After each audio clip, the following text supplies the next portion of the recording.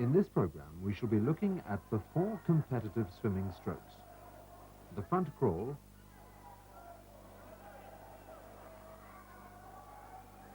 the breaststroke,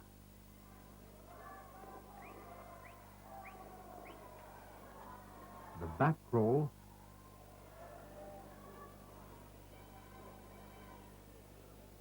and the butterfly.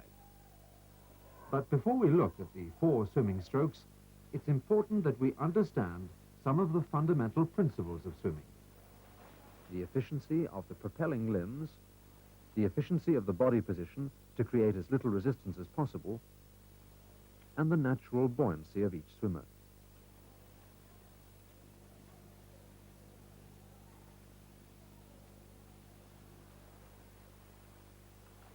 Until fairly recently, it has always been understood that propulsion in swimming has only been obtained by exerting pressure in a backwards direction. This illustration shows the arm movement of a front crawl swimmer who remains stationary. It is clearly seen that most of the arm movement is backwards. This illustration shows the path of the hand of a good front crawl swimmer as the body moves through the water. The actual pathway will be smoother than this simplified illustration. In fact, more like this. It clearly illustrates that the hand comes out of the water in front of the point at which it enters, and therefore the amount of backward pressure actually on the water is not all that considerable. This is also seen in other strokes, whether an arm or leg action is being observed. It's a good indication, therefore, that other forces come into play in addition to backward pressure. Movement through the water will be slow and difficult if a swimmer is poorly streamlined. A swimmer must move in a straight line and not deviate. A swimmer must also be as flat in the water as possible. If the body is too steeply angled, resistance will increase. The angle of a swimmer's body is often dependent on the height of the head. When the head is too high, the hips will drop.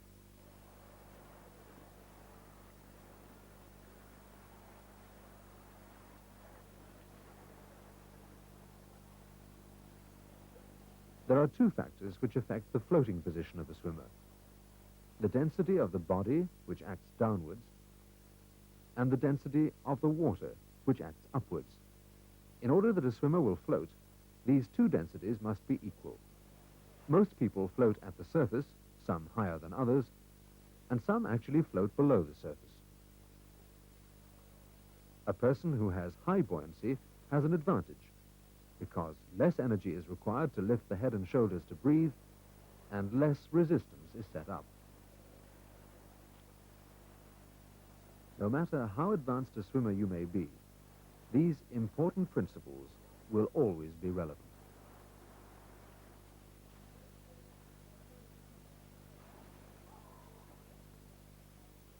Streamlining is most important in front crawl. The body should be flat, but this position depends on the speed of the swimmer.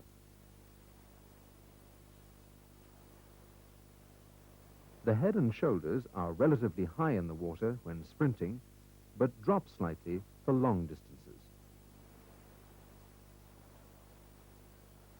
To achieve a flat position, hips and feet should come close to the surface, and no advantage is gained if either come out of the water.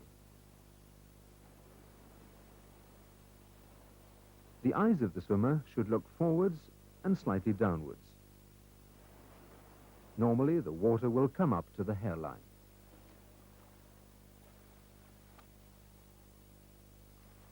The shoulders will roll downwards as each arm pulls, which allows the opposite shoulder, which is recovering, to be high and out of the water.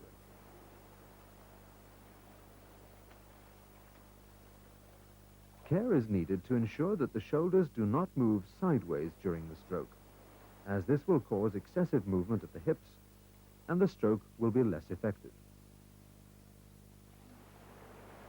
The arms are the powerhouse in the front crawl and contribute more propulsion than in any other stroke. The entry is made fingers first, followed by the hand, wrist, and elbow in that order. Following on from entry, the hand slides forward to a comfortable stretched position. Without pausing, the hand presses downwards and the wrist flexes and gains leverage on the water. The pull commences from this point, with the elbow remaining in a high position, and continues under the shoulders and transfers to a pushing action of the hands and forearms under the body right through to the hips. The arm is taken out of the water with the elbow leading and proceeds with the elbow remaining high without tension back to entry. The recovery is seen here. The points to look for are high elbows and relaxed movement.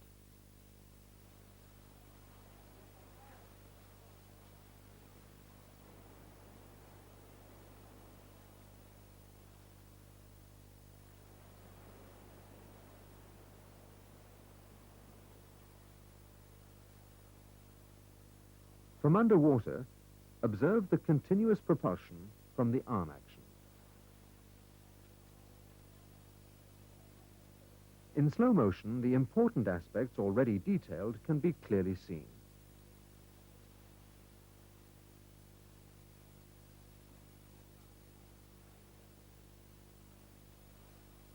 Comfortable stretch after entry. Press and flex to gain leverage. Pull with high elbows.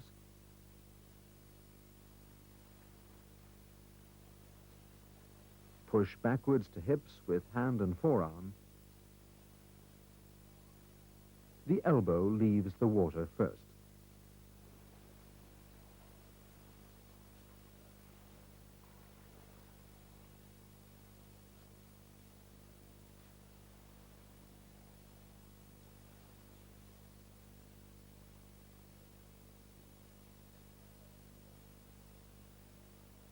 From the head-on position, these same points can be observed, especially the hands and elbows throughout the stroke, and in particular as they move under the shoulders. The hand normally enters the water between the shoulders and the center line of the body, and proceeds to the center line before pressing and gaining leverage.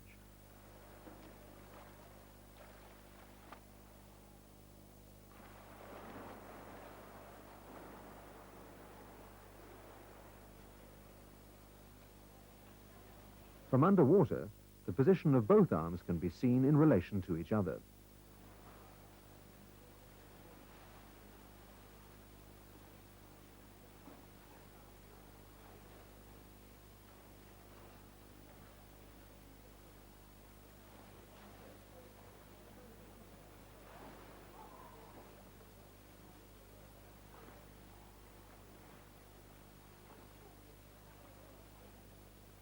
The left hand is at the point of entry, and the right arm is just under the shoulders. The left arm is comfortably stretched, and the right arm is just finishing its powerful pushing action. The same entry position is seen with the other arm, which indicates a well-balanced stroke.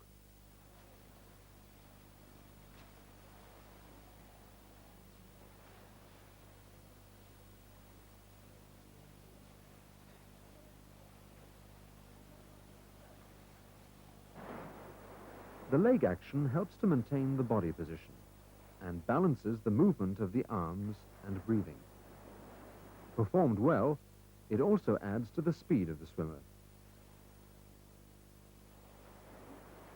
The kick should extend from the water surface to about 18 inches in depth and be continuous. Some swimmers have difficulty in maintaining a smooth, continuous action. These swimmers rely mainly on kicking to maintain balance and body position rather than producing propulsion.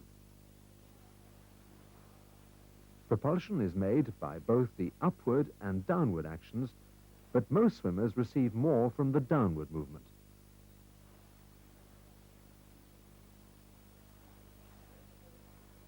Propulsion is greatly assisted if a swimmer has flexible ankles, as seen here.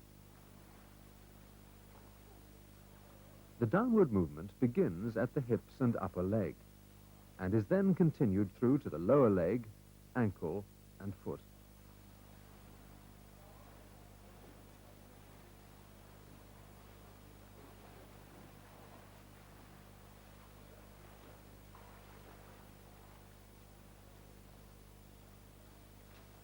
The upward movement starts with a straight leg, then the knee bends, and the lower leg is raised to its highest point at the surface before dropping again.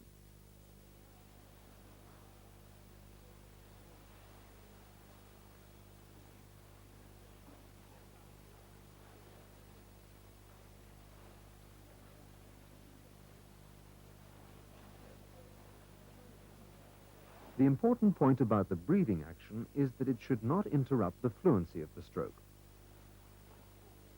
The breath is taken while the head is turned sideways.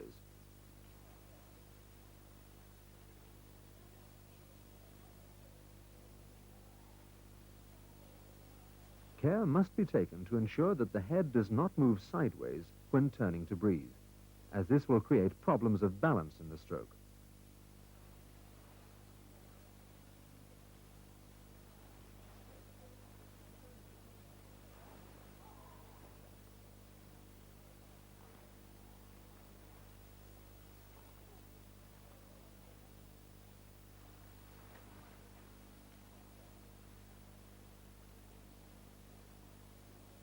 The actual moment of breathing occurs when the pushing arm is leaving the water and the other arm is pressing and gaining leverage.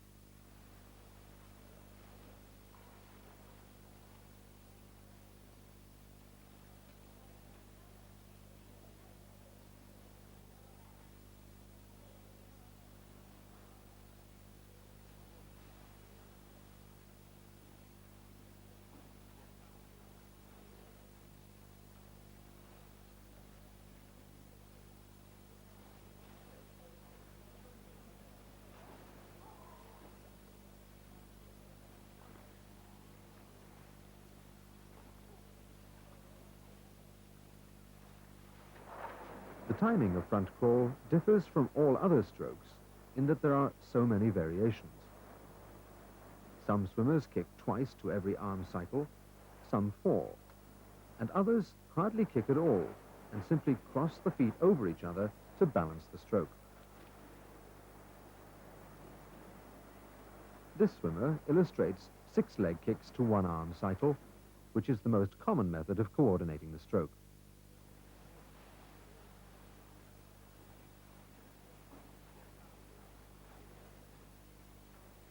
The important point about coordination is that the leg kick must balance the arm action. The right arm is pressing and the left leg is balancing with a downward drive.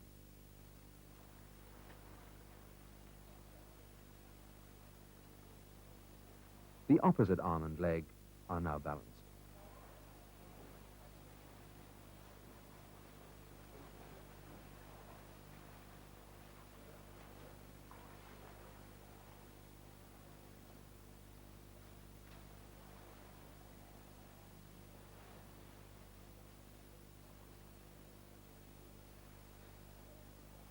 This 6-beat stroke illustrates the power and grace of the front crawl, and it's worthwhile mastering this particular technique from the beginning.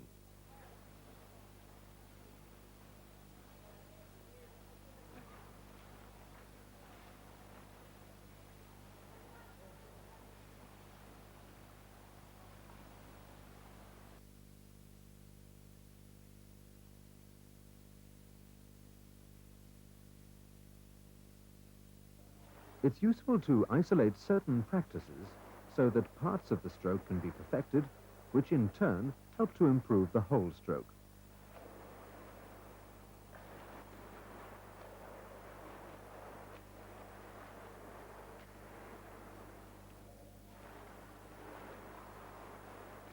With a float supporting the legs, the arm action can be practiced.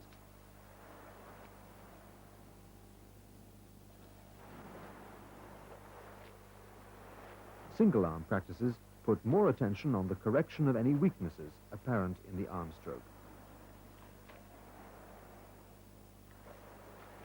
These practices are often done without the support of a float when kicking is practiced at the same time.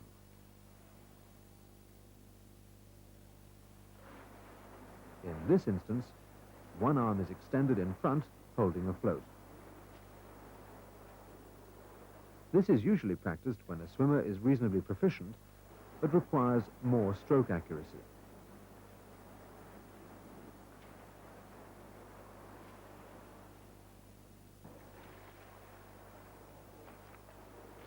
Without the float, this swimmer is demonstrating a more advanced practice.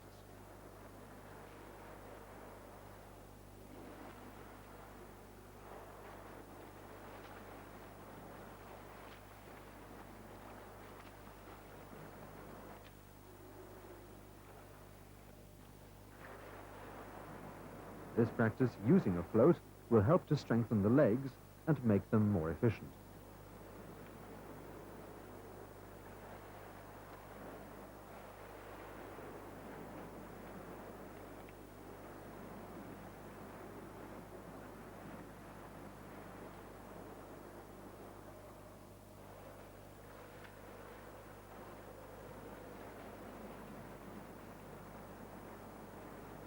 This swimmer is combining a kicking practice with a breathing practice. And in this case, he's using a float. This type of practice doesn't use the front crawl technique of breathing, but is a very useful activity in the early stages for learning how to breathe out into the water.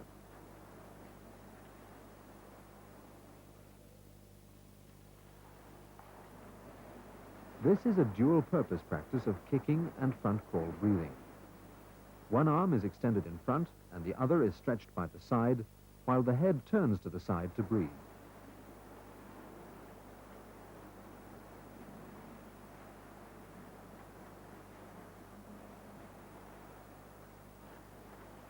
This swimmer is practicing bilateral breathing.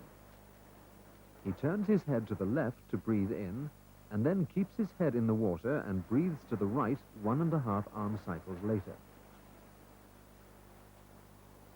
This method is sometimes useful in correcting sideways movements of the body during the stroke.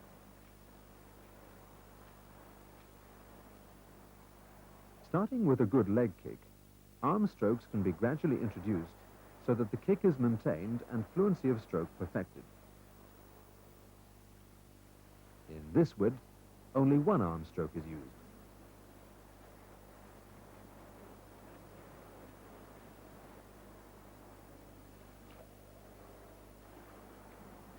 Now one complete cycle.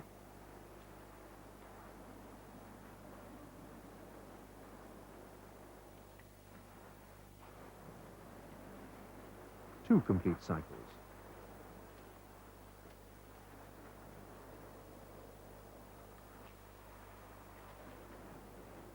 And two again. It's extremely important that each set of part practices should be followed by swimming the full stroke. This will ensure the practice is integrated in the full stroke.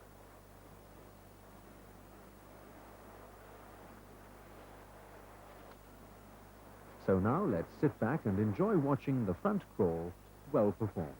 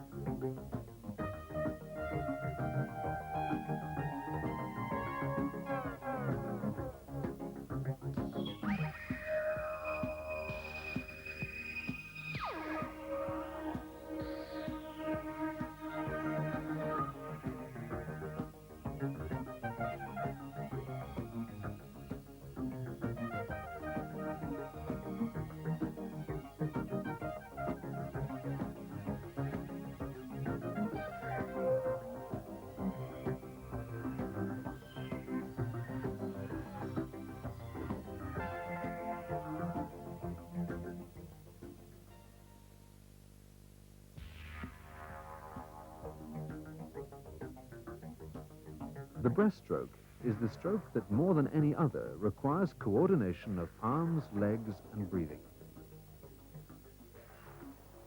For recreational purposes, the stroke is relaxing, but in its competitive form, although it's the slowest stroke, it's physically very demanding.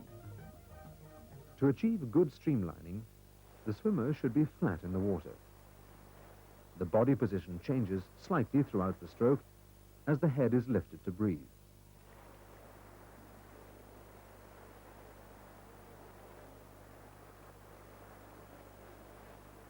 The head and shoulders rise steeply out of the water for part of the stroke, but the remainder of the body remains just below the water level.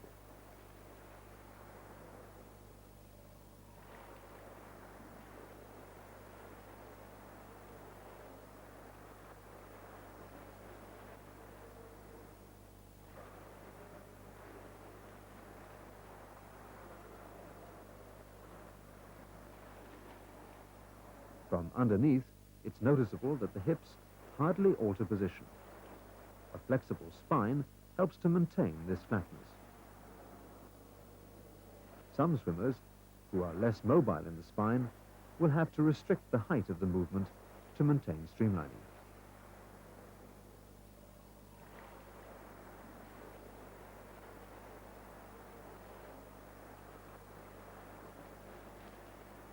At the end of each arm and leg movement, a full stretch is important.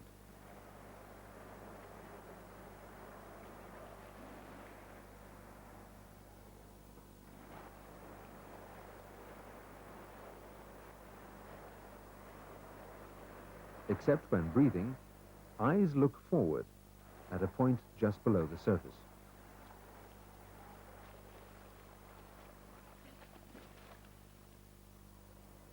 This is important as the head position maintains the level of the hips, which in turn maintain the height of the legs.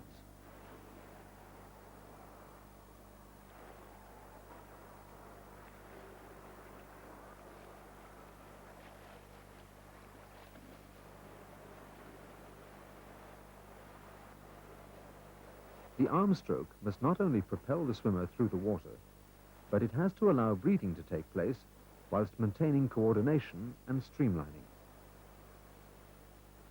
The pull starts from this stretched position with a sideways action until the hands pass outside the elbows. They now swirl downwards and inwards, with the elbows remaining in a high position. This movement continues, bringing the hands and elbows close together to regain the forward stretch.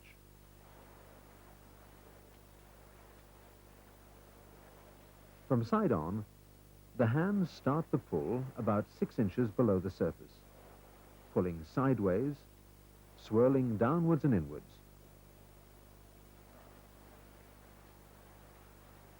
The hands and elbows coming close together to finally regain the stretched position.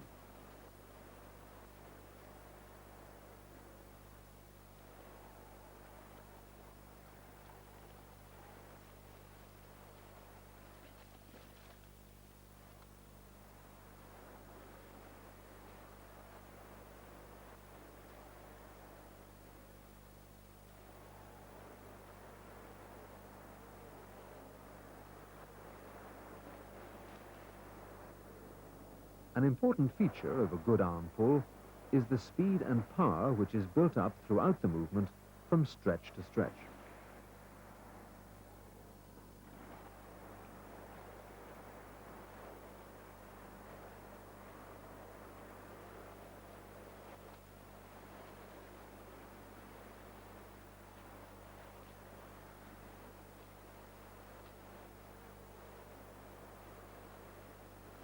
Again, going through the cycle.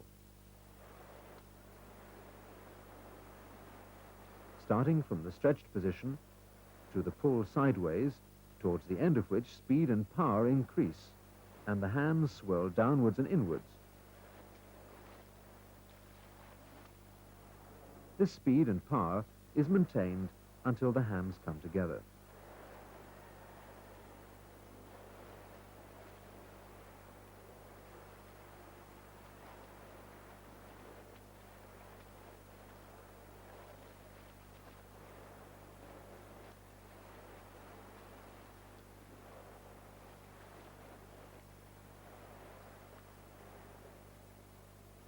It's interesting to observe the amount of upward movement that the swimmer is getting from the arm action.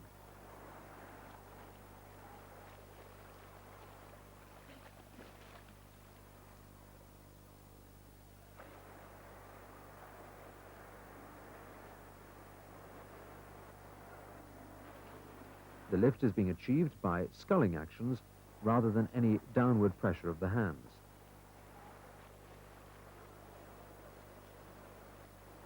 This upward lift allows the elbows to come closer together on recovery, giving better streamlining. Again, this important stretch position, first fingers touching, should be emphasized, followed by the pull sideways. Notice the angle of the hands, thumbs down, little fingers up. The swirl downwards and inwards, keeping the elbows high, should be a fast action, continuing sculling inwards until the hands and elbows come close together to achieve the streamline position. And stretch smoothly forward to full extension.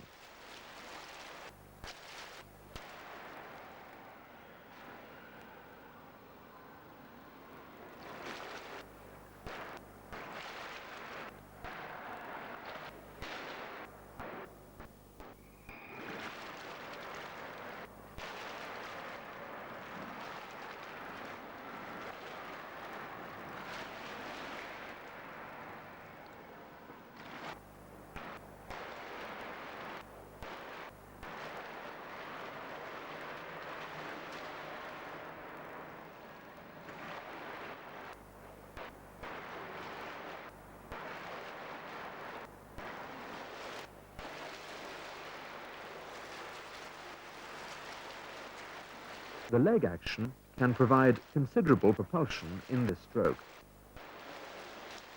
The ability to turn the feet outwards is essential so that the insteps and lower legs can initiate the backward drive. The feet remain turned out for 3/4 of the drive, then they snap together into an extended position for full stretch. The propulsion gained from the leg kick can be clearly seen as the body is powered forward, the arms reaching full stretch.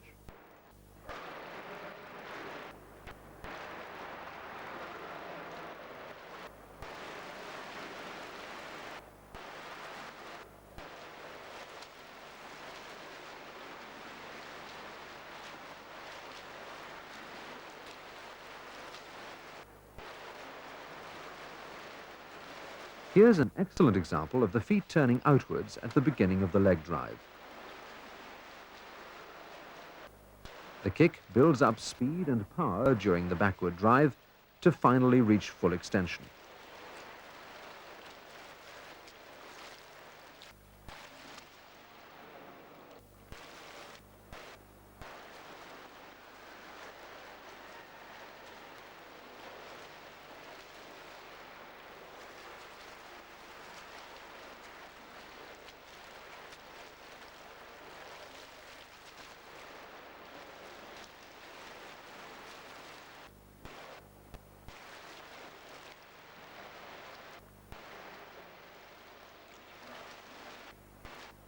From the stretched position, the feet are drawn up to the seat with toes pointed. This should be performed as a smooth, relaxed action. The knees are bent until the feet come directly above the knees. The feet turn outwards, the legs drive powerfully backwards, outwards and inwards to full extension.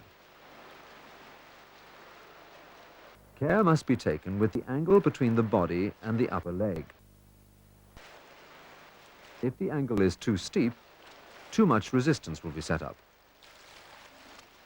If the angle is too shallow, the heels may break through the surface.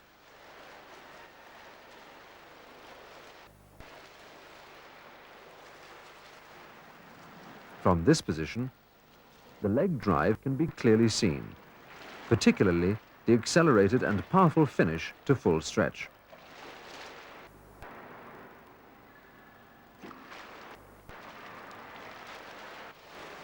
The important points to remember are Streamlined recovery, toes pointed. Feet turned outwards, heels apart. The backward and outward drive, still with the feet turned outwards. And a powerful inward whip to full extension.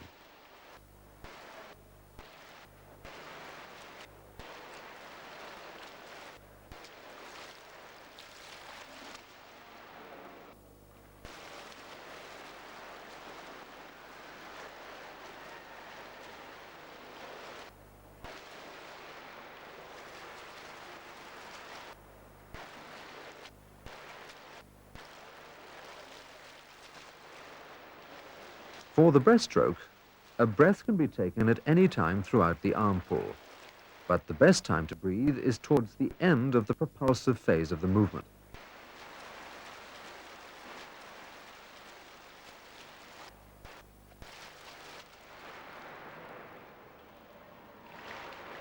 Breath is taken in through the mouth late in the arm stroke, as the mouth breaks the surface, and the breath is exhaled during the stretch and early part of the pull.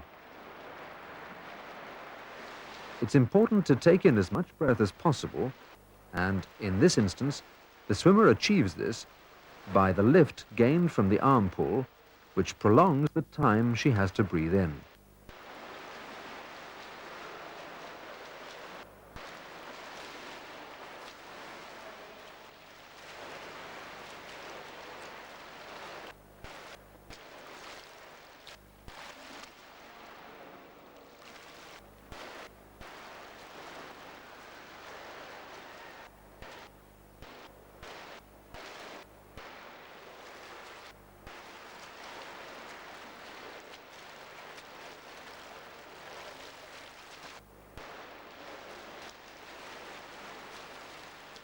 Breathing is taking place now as the head lifts.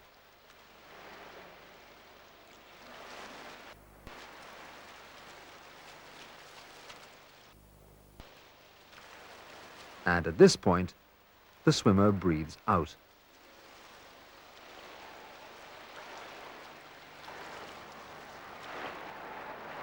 So to maintain good timing in the breaststroke, which is essential, a breath should be taken once during each cycle.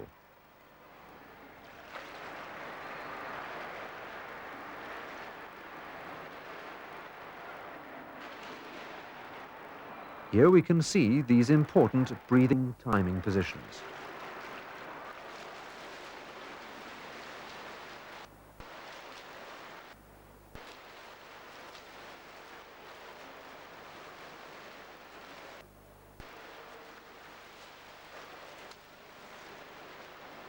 Breathe in.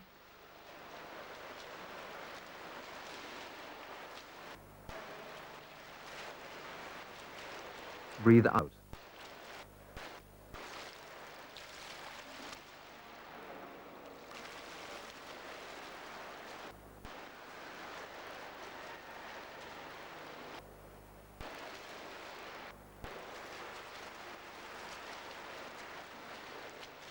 Breathe in. Breathe out.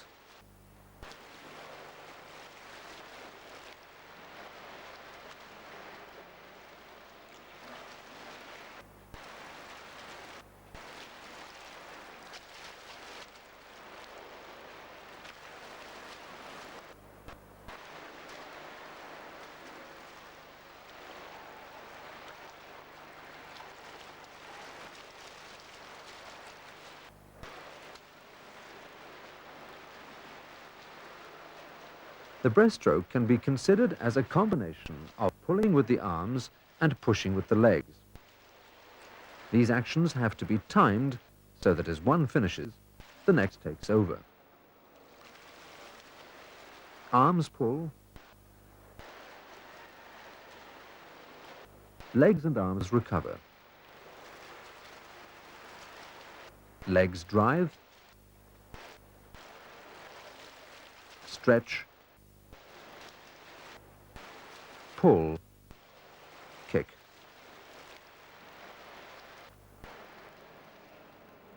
The timing between the pull and the kick can be seen here to perfection. Notice how breathing fits into this stroke pattern. Pull, breathe, kick. The same perfection can be seen from under the water.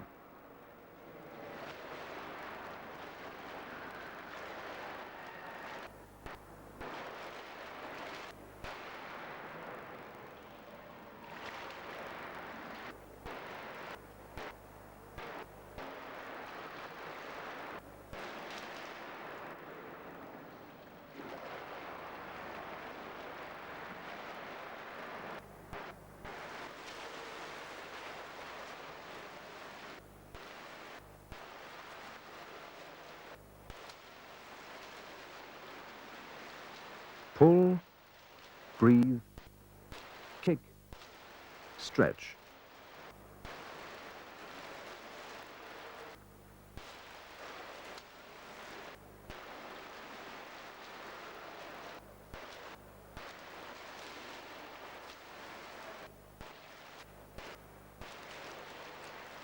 Starting from the stretched position, the arms pull and the legs remain streamlined.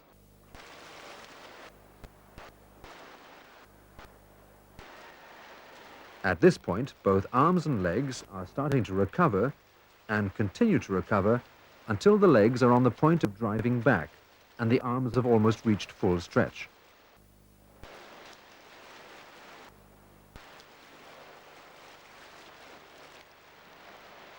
Now the legs take over and the arms are streamlined until the full stretch position is regained.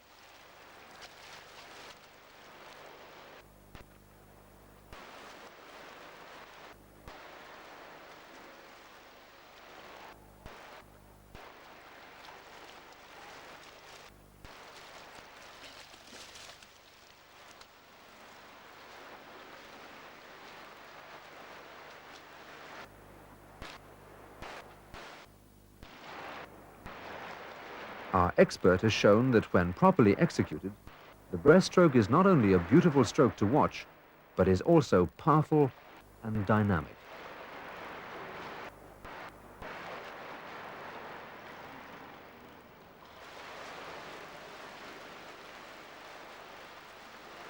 In order to improve the breaststroke, part practices are very useful. Because of the need to maintain symmetry, the number of practices are limited. In this practice, attention is given to improving the arm pull, while the legs are supported with a float.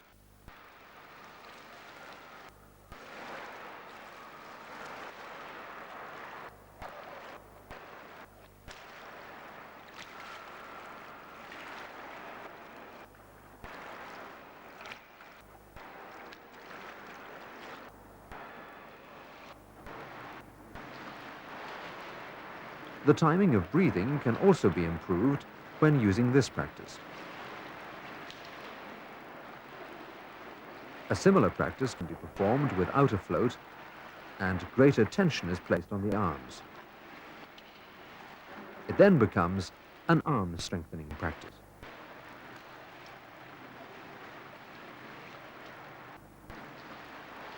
Remember the points of the arm pull. Stretch, pull sideways, accelerate into a powerful downward and inward scull, bring elbows close together, and stretch forward.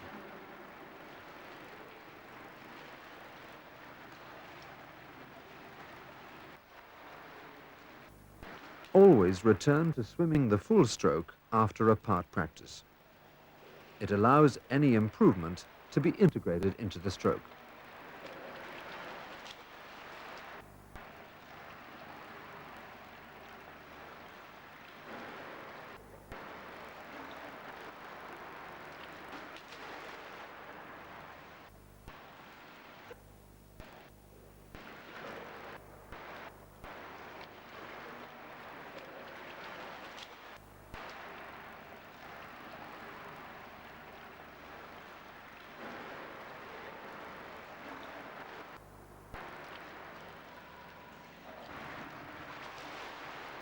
The leg kick can be practiced whilst the hands hold onto a float for support.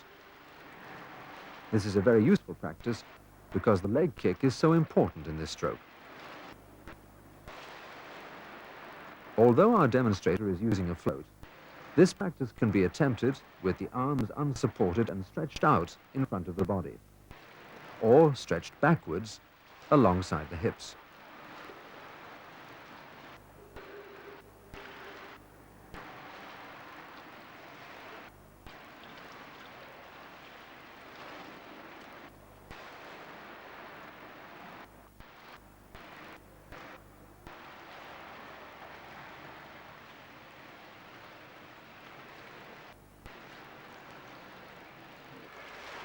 From this position, the power of the leg kick can be seen clearly.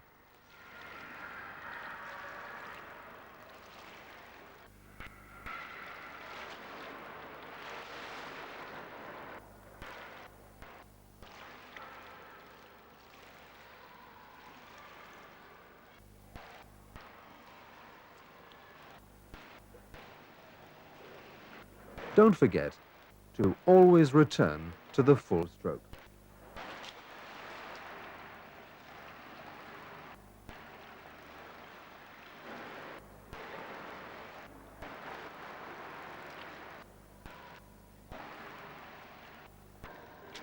So now let's sit back and enjoy watching the breaststroke well performed.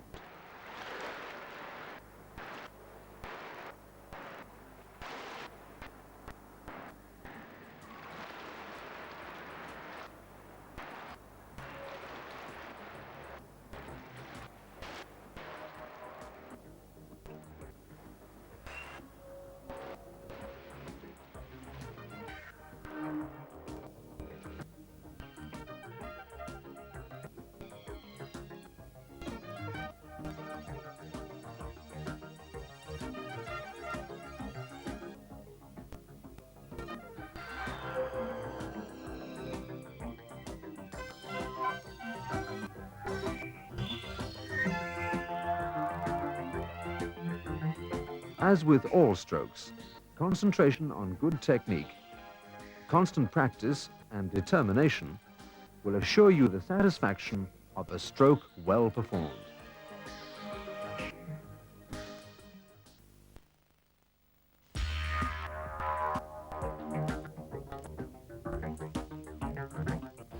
Back crawl is a smooth and powerful stroke, and like all the other strokes, should be swum in a flattish and streamlined position.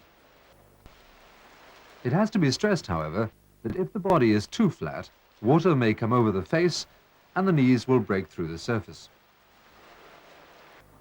The head is slightly raised, with the waterline at the ears. It helps if the chin is tucked into the chest, with the eyes looking upwards and backwards towards the feet.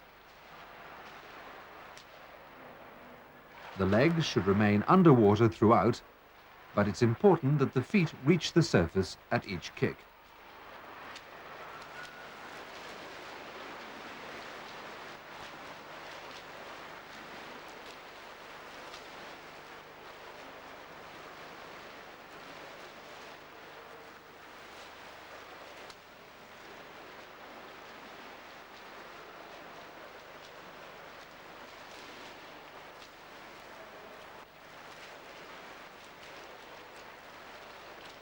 The shoulder position should be high when the arm is recovering over the water, especially as it passes the head.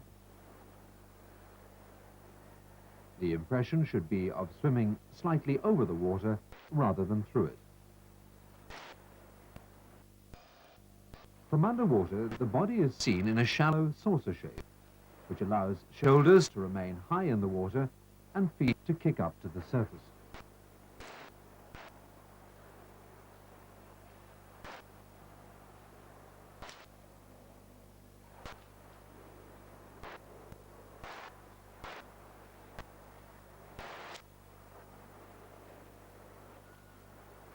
The body position from head on shows a shoulder roll, with the recovery shoulder high and above the water, the other low, allowing the hand and arm strong leverage for propulsion.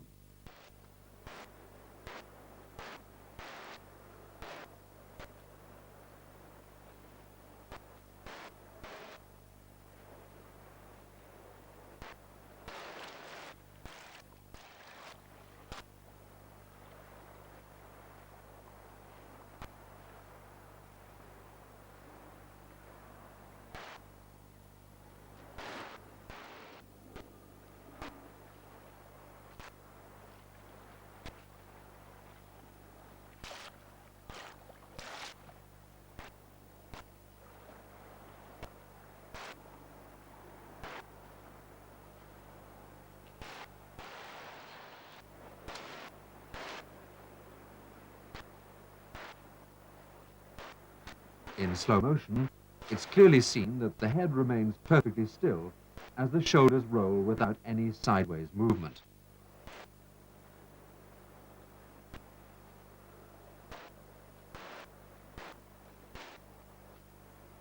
At this point, the right shoulder is low and the left high. And now the opposite occurs.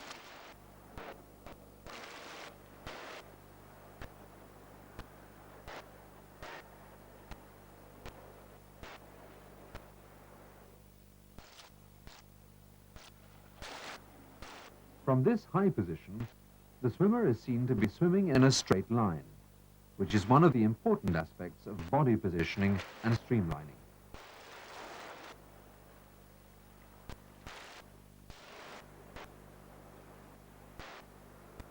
The arms provide most of the propulsion in this stroke. The action is smooth and continuous. When one arm is entering the water, in this case the left one, the other is stretched at the finish of its propulsive phase. Leverage is gained on the water by a strong action of the wrist and an initial pull with a straight arm. The other arm now starts its recovery. As the arm bends to almost a right angle, the opposite arm is passing ahead. This arm continues to propel the swimmer with a strong pushing action as the other arm drops into the water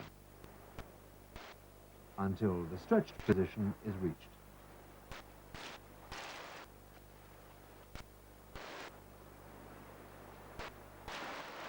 The continuous flowing action is demonstrated here.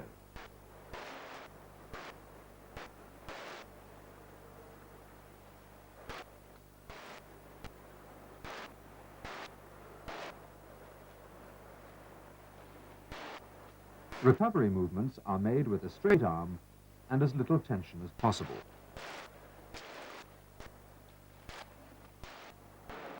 The little finger usually enters the water before the rest of the hand.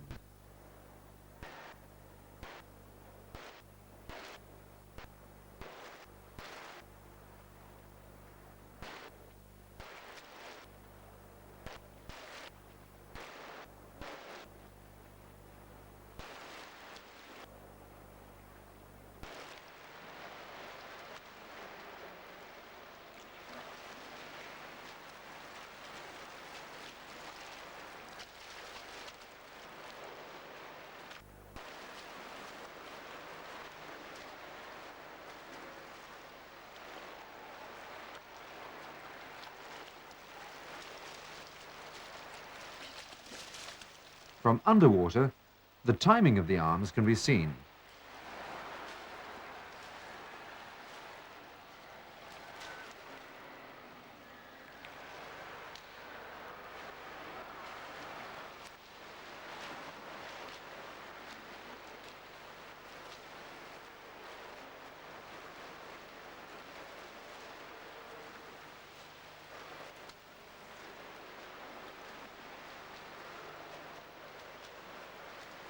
One arm enters the water as the other finishes propelling, and the streamline position is reached.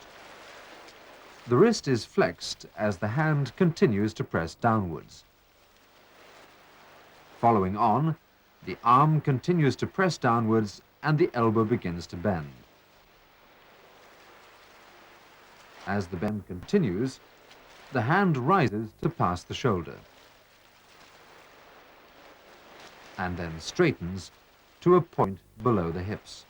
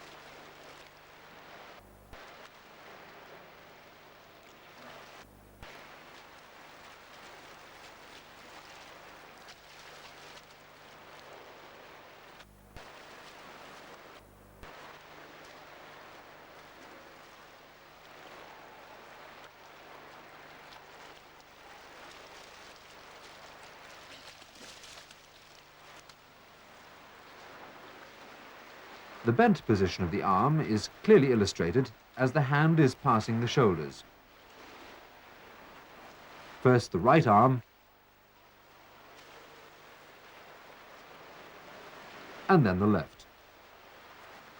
During the recovery, the arm passes very close to the ear and enters the water beyond the head. After entry, the wrist flexes as the arm presses downwards and outwards. Soon the elbow begins to bend and pressure is directed towards the feet. The arm is straightened, with pressure continuing towards the feet and downwards towards the pool bottom. Finally, the hand is taken out of the water, with the thumb leading the rest of the hand.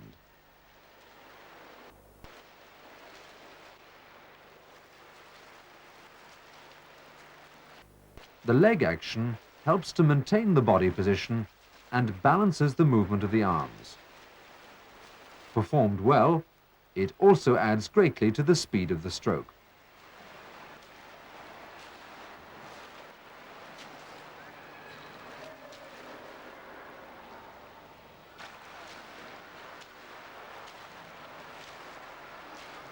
The kick should be continuous and extend from the water surface to about 24 inches below.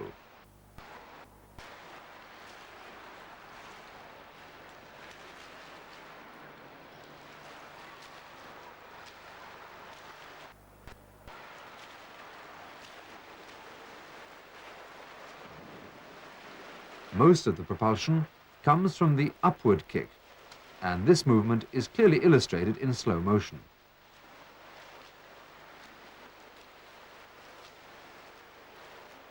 Propulsion is greatly assisted if a swimmer has flexible ankles, as seen here. The upward movement begins at the hip and upper leg and is then continued to the lower leg, ankle and foot.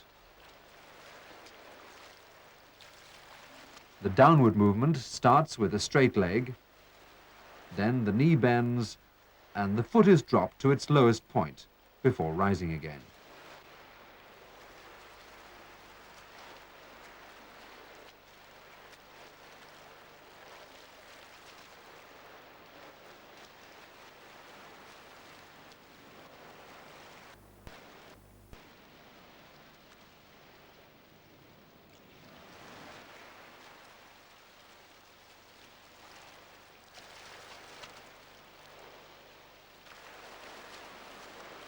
Seen from this direction, the kick is not only an up and down action, but there's also some sideways movement.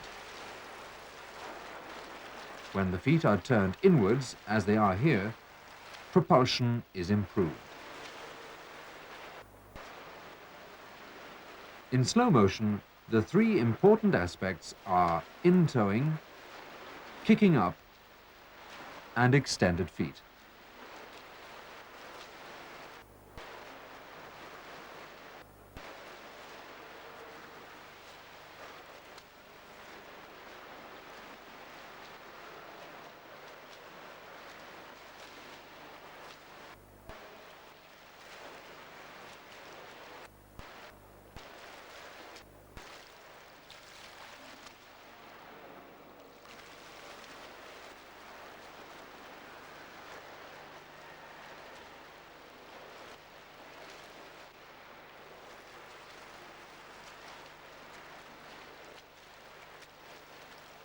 Breathing presents few problems because the face is above the water all the time.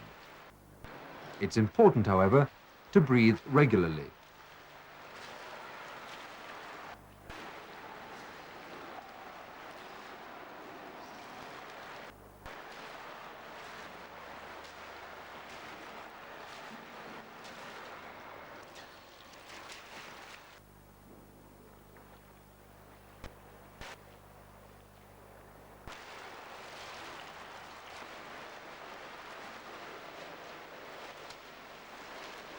Most swimmers breathe in as one arm passes the face and out as the other arm passes the face.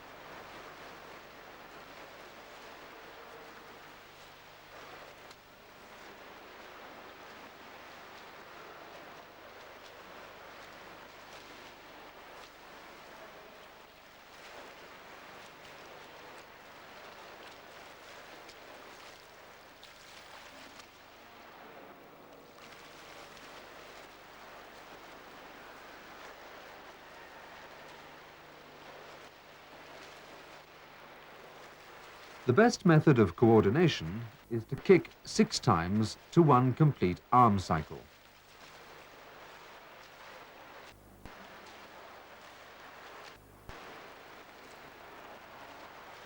When this is achieved, the stroke becomes smooth and continuous.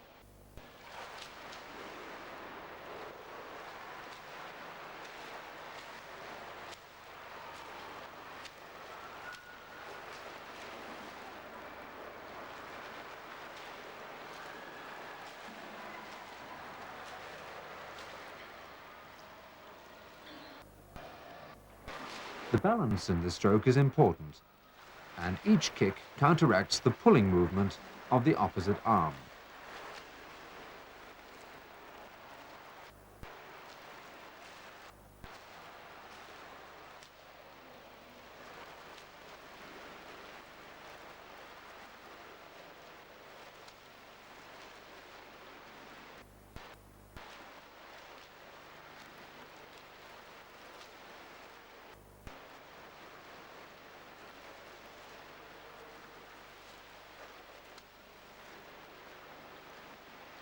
As the right arm enters the water, the left leg has kicked to the surface.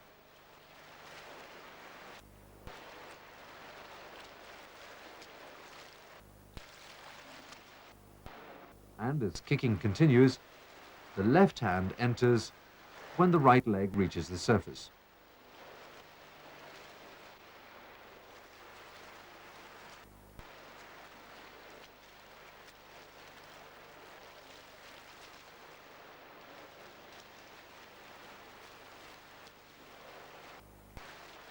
Finally, the movement restarts with the right arm entry and the left leg at the surface.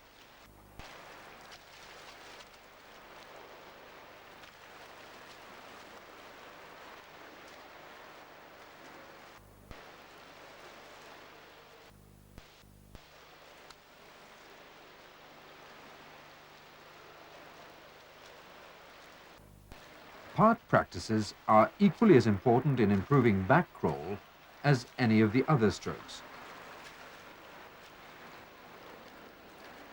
With a float supporting the legs, the arm action can be practiced and perfected.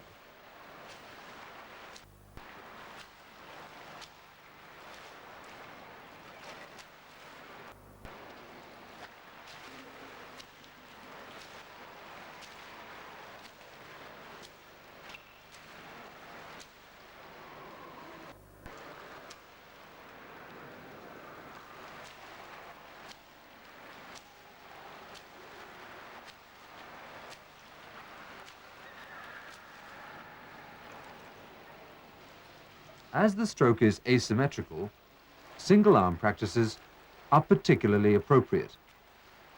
In this case, the swimmer is kicking and holding a float whilst pulling with one arm.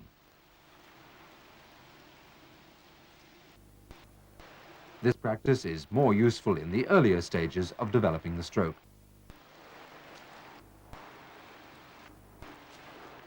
When the swimmer is proficient, the arm which held the float can be extended beyond the head. Equal attention should be given to both arms. A double arm action can help the swimmer to learn bent arm pulling. Initially, a float can be used.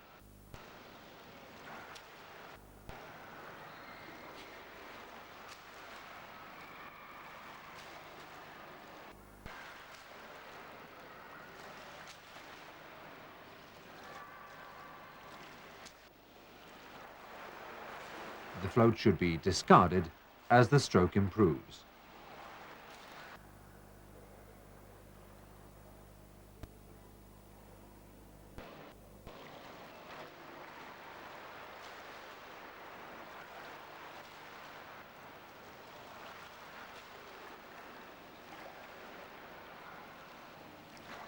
Always return to the full stroke after part practices.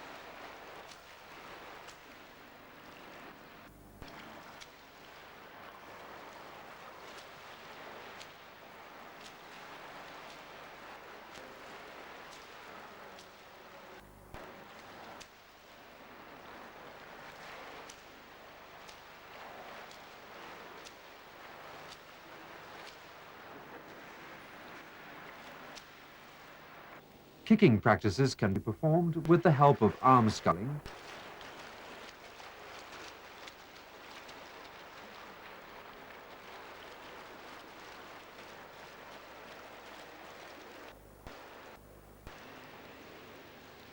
a float extended beyond the head,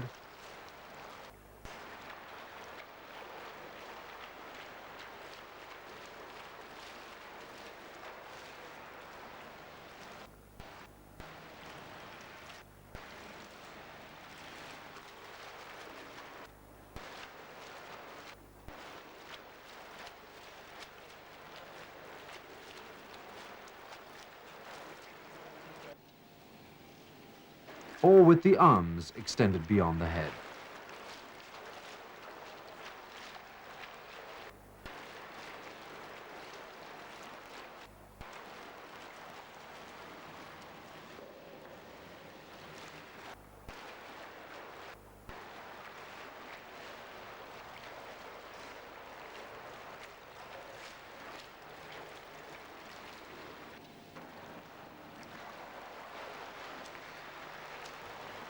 And finally, back to full stroke.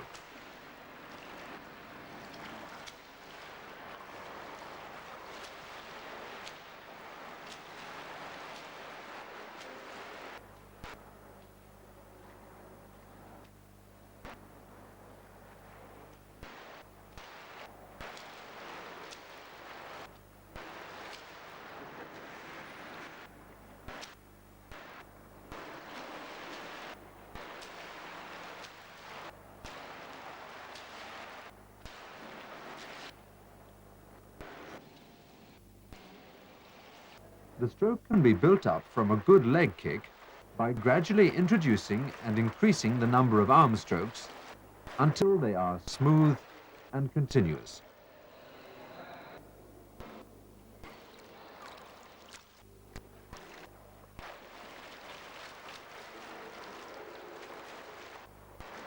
The swimmer starts with one arm stroke across the pool and increases to 4 strokes.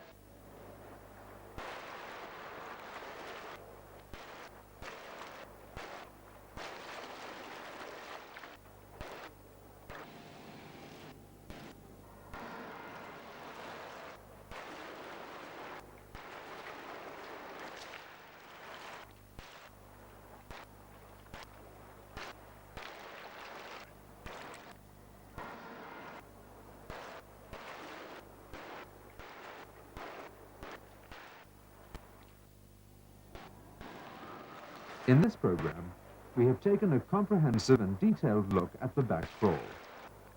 By observing the important technical aspects of the stroke and using the practices outlined, swimmers of all abilities will be able to improve their performance.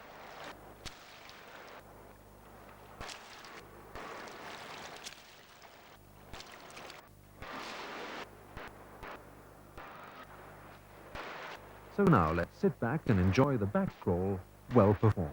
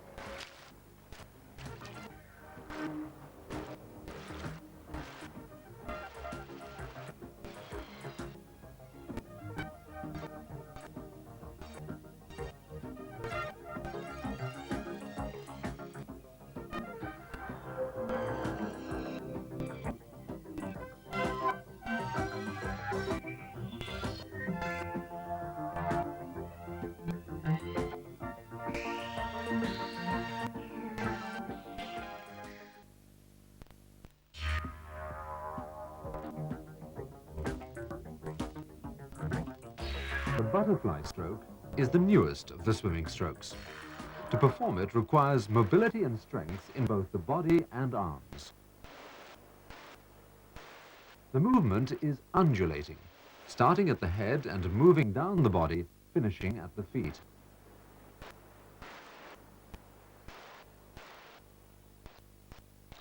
Ideally, the impression should be of sliding downwards and upwards in the water, but care must be taken to keep these movements shallow.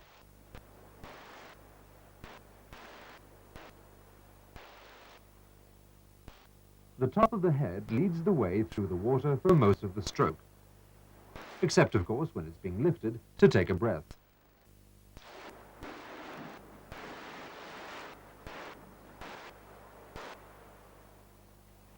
The head also governs the depth to which the shoulders drop after the arms enter the water. Competent butterfly swimmers push the chin slightly forward at this point to prevent the shoulders from sinking, which will cause excessive undulation and slow the swimmer down. The hips maintain a high position in the water throughout the stroke, and this is partly achieved by the upward and downward drive of the legs, the drive starting from the surface of the water.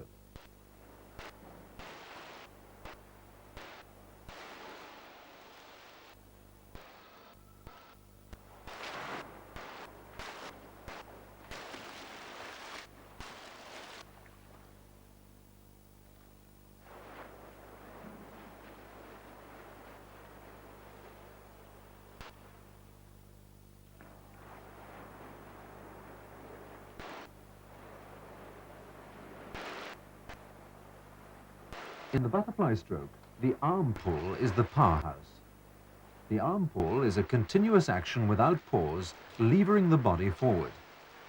The arms recovering in a sweeping action, ready for re-entry into the water. Ideally, the arms should be stretched in front of the shoulders and the elbows should be slightly higher than the hands. The elbows should be kept high in the arm pull, especially in the early part of the movement. After passing under the shoulders, the arms push backwards, maintaining the high elbows until they just reach the hips.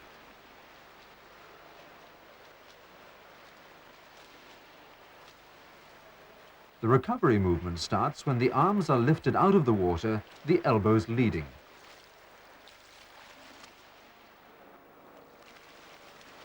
At re-entry, the elbows should be slightly higher than the wrists and the wrists slightly higher than the fingers. It helps if the hands are tilted so that the thumbs enter first. The elbows are kept high through the pull.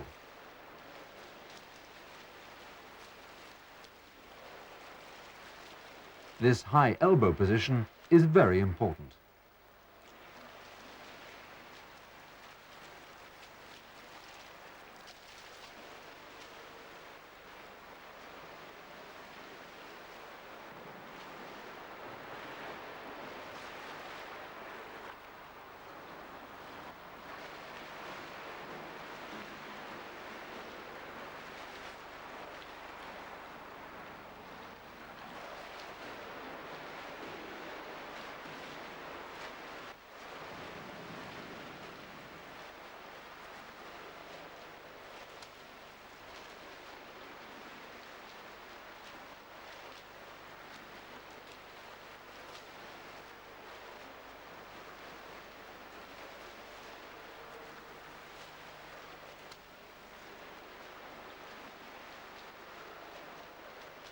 After entry, the wrists flex firmly and the hands gain leverage in the water.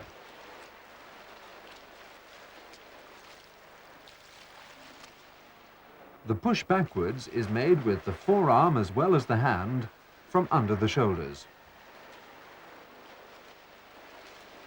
This push continues right through to the hips. This final phase should be done with speed and power.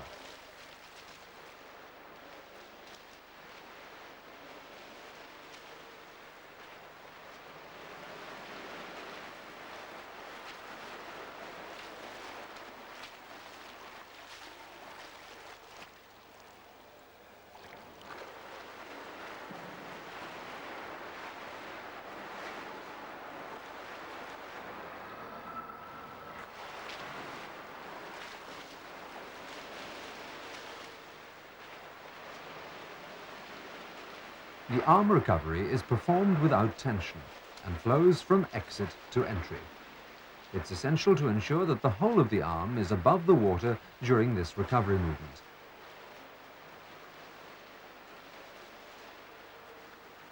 And remember, the elbows should be higher than the hands at the point of entry.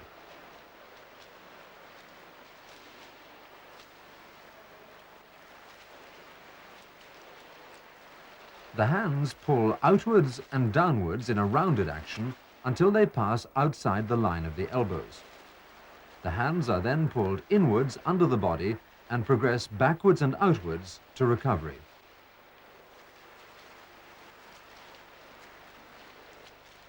The pathway of the movement resembles a keyhole shape.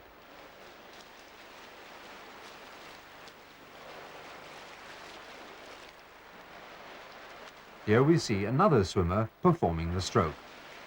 You can clearly see the keyhole-shaped path of the hands.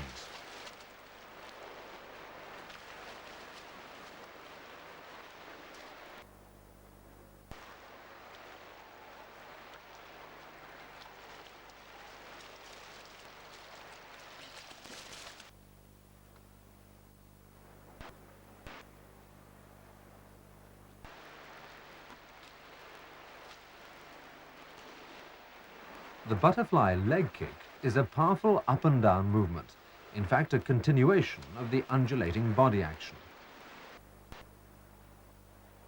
When the feet are at the surface, the knees are well bent, and when they are at the lowest point, the legs are straight.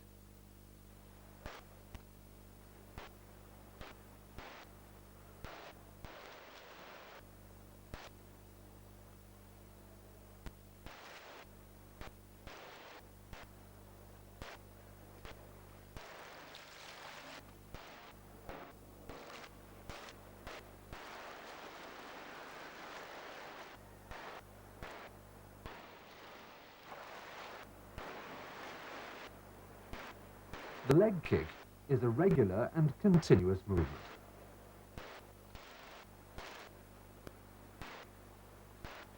The more extension the swimmer can achieve in the ankle movement, the more propulsion there is likely to be from the kick.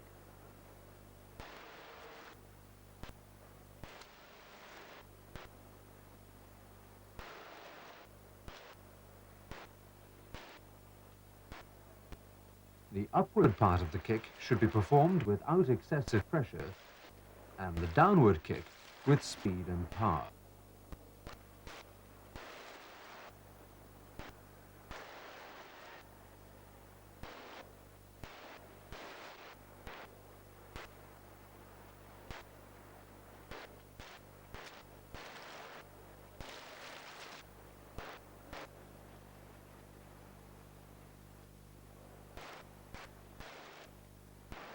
As you see here, the butterfly breathing action is an integral part of the body movement. The important point about the breathing action is that it should not interrupt the fluency of the stroke.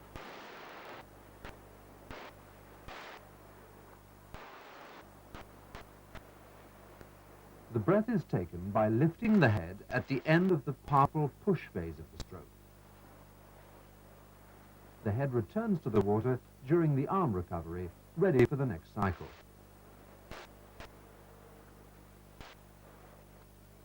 Most swimmers breathe once every 2 strokes. This helps to prevent the body from undulating too much. And so it's important to remember to breathe in at the end of the arm push. Hold the breath and blow out as the arms pass under the shoulders. Now let's look at the timing of the butterfly stroke. A competent butterfly swimmer will kick powerfully twice during each arm cycle. When the hands enter the water, the feet will be at the surface. When the hands begin the pull, the legs kick down, pushing the hips up. Halfway through the propulsive movement, the hands underneath the shoulders, the legs and feet return to the surface. As the push movement ends, the legs and feet are in the low position again, and as the hands swing forwards, the legs are rising. A good stroke is smooth and consistent throughout, and is built around a 2-kick to 1-arm cycle. Most swimmers have one kick stronger than the other. It's important to strengthen the weaker one to retain a consistent stroke.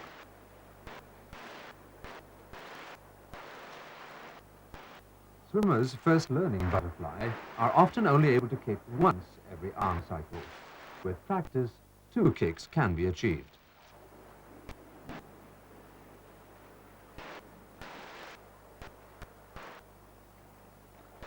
Here, these 2 kicks can be clearly seen.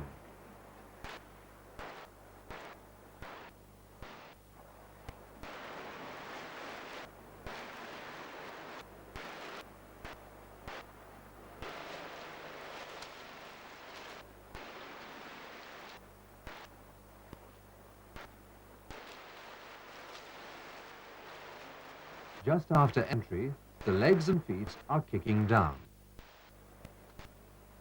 Halfway through the propulsive movement, the hands in a position underneath the shoulders, the legs and feet are at the surface.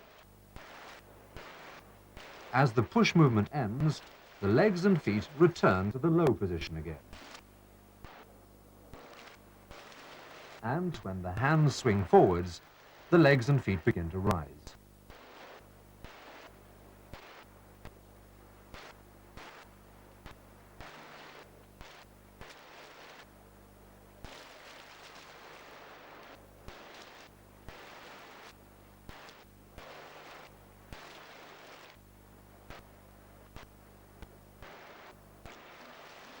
This second swimmer shows the same smooth timing.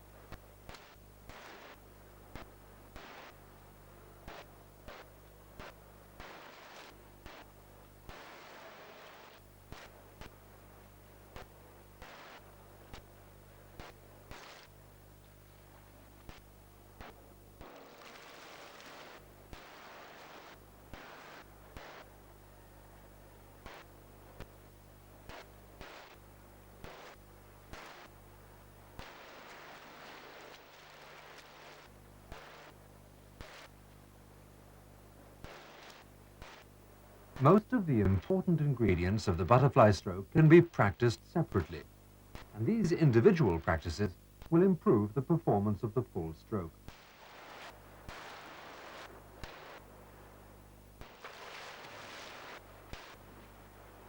With the hips supported, the arm stroke can be perfected.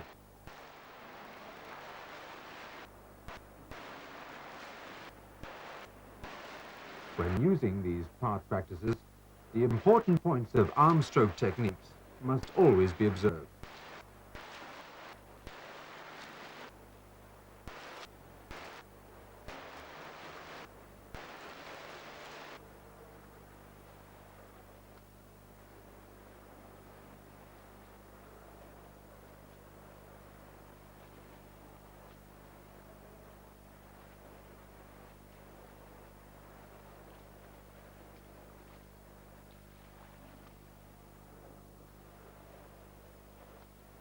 A single arm practice encourages the swimmer to concentrate all his attention on improving the arm pull.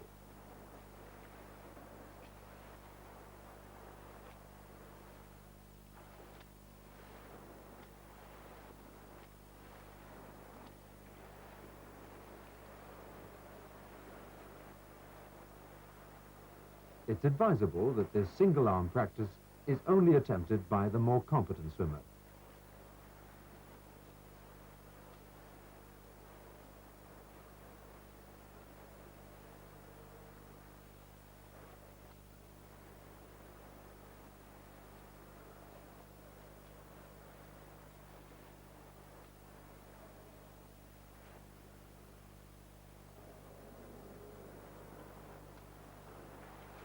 After each set of part practices, you should always perform the whole stroke.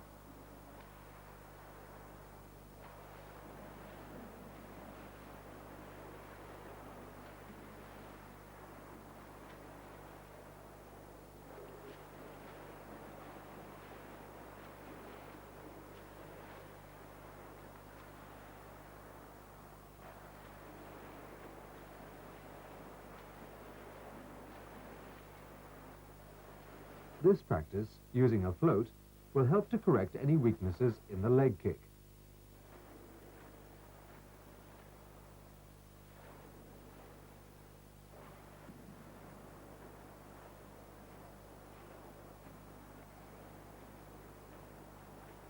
Using a single float, a fast rhythm leg kick is possible.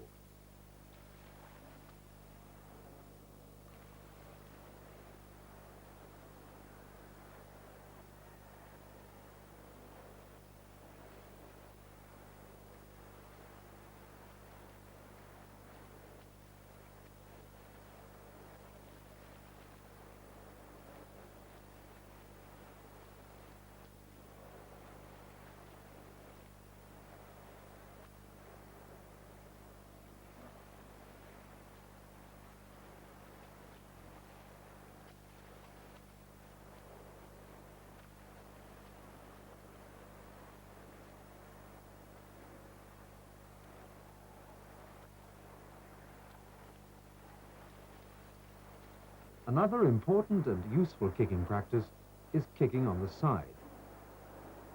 Again, this strengthens the leg kick.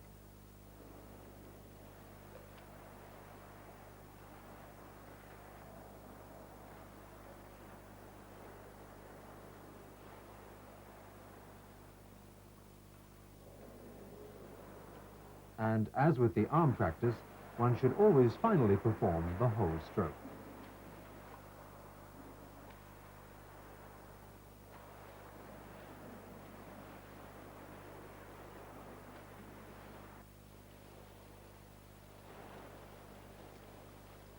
There are a number of practices that can be used for coordination. This is a very good practice for both the beginner and the advanced swimmer. It helps to develop the ability to time the stroke and the drive of the legs.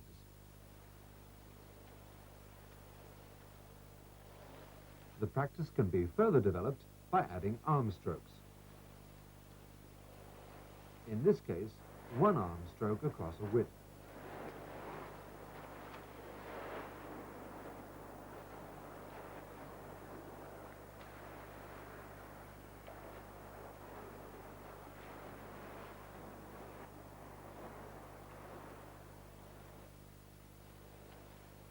Leading on to two arm strokes.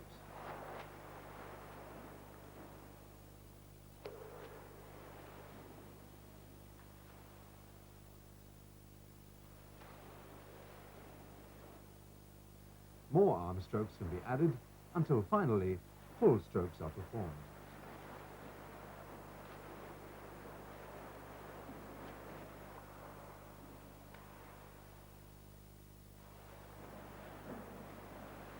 As with all strokes, concentration on good technique, constant practice and determination will assure the swimmer of satisfaction with strokes well performed. This is essential for competitive achievement and swimming to win.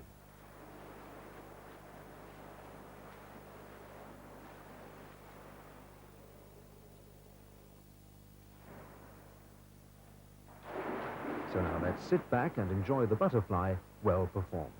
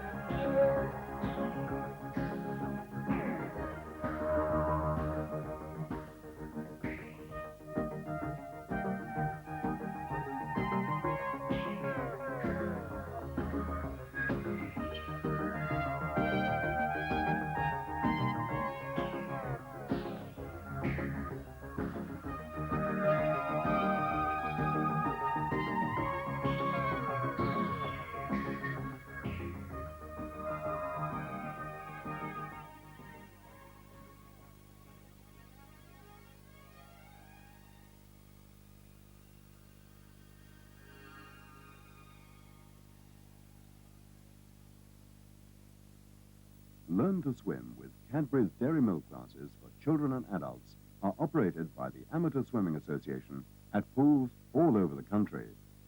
If you would like details of your nearest swimming scheme, please write to Learn to Swim with Cadbury's Dairy Milk, the Amateur Swimming Association, Harold Fern House, Derby Square, Loughborough, Leicestershire, LE11 OAL.